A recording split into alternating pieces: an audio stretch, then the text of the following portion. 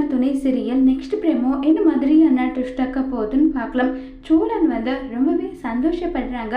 ஏன்னா நில ரிசப்ஷனுக்கு ஒத்துக்கிட்டு வந்து நின்றதை நினைச்சேன். ரிசப்ஷன் முடிஞ்சதுக்கு அப்புறமா பேசிட்டு இருக்காங்க சோழன். இதை கேட்ட நிலா வந்து இது எதுவுமே நான் உனக்காக வந்து செய்யல.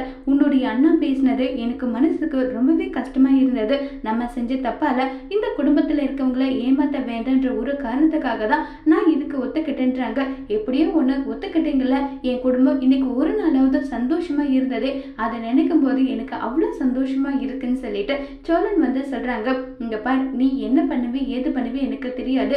நாளைக்கு காலையிலக்குள்ள நீ வந்து நமக்கு நடந்த கல்யாணம் பொய்யான கல்யாணம்ன்ற விஷயத்த நீ சொல்லணும். அப்படி இல்லைன்னா நடக்கிறதே வேற நல்லா சொல்லி கோபமா பேசிட்டு நிலா அங்கிருந்து போறாங்க.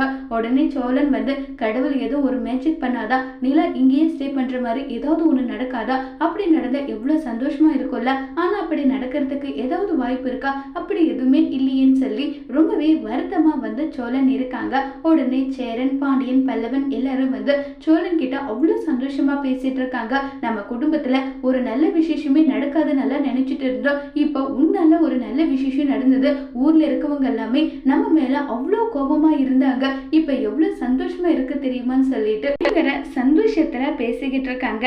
இதை கேட்ட சோழன் நாளைக்கு விஷயம் தெரிஞ்சா இதே மாதிரி நீங்க நடந்துப்பீங்களான்னு தெரியலையேன்னு சொல்லி ஒரு பக்கம் ரொம்பவே வருத்தத்துல இருக்காங்க. அதோடு இந்த பிரமவை முடிச்சிருக்காங்க.